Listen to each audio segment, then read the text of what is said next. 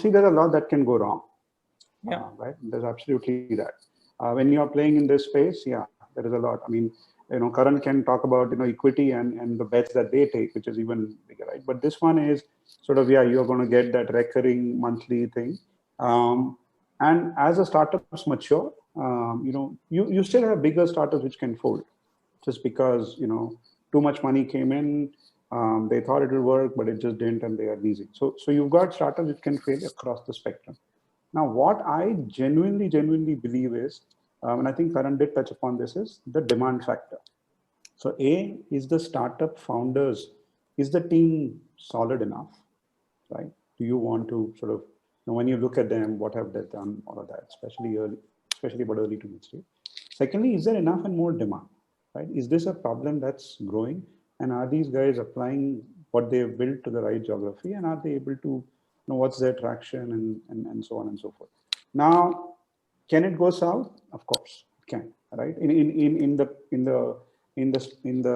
vertical that we operate, there is a, I mean, I'm not saying that, but there is a perceived notion that real estate developers are not the best in terms of paying money upfront, right?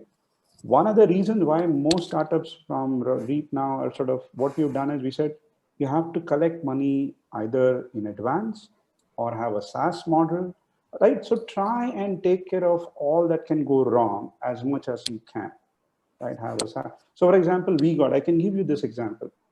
One of the developers was not developers.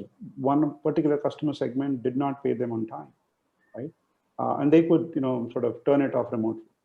Right? Now, what happens is if the user is used to your service, sooner than later they would come back to you. So I think you really have to spend some time, and I think this is where I believe the Grip team can, with their experience and their connection, sort of get that right.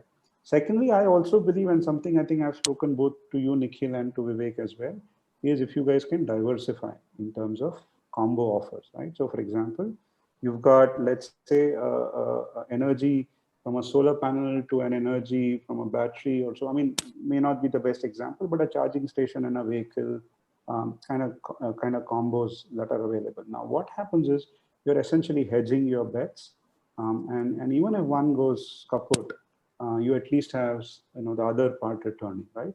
I believe those are the other thing. Third is, I think, as we come out of the post-COVID era, I think while sustainability has been a buzzword, clean tech has been a buzzword, but I've seen a lot of, at least the startups that we work with, are able to now nail down customers really quickly because A, the need is there, the business models are sort of coming up really well.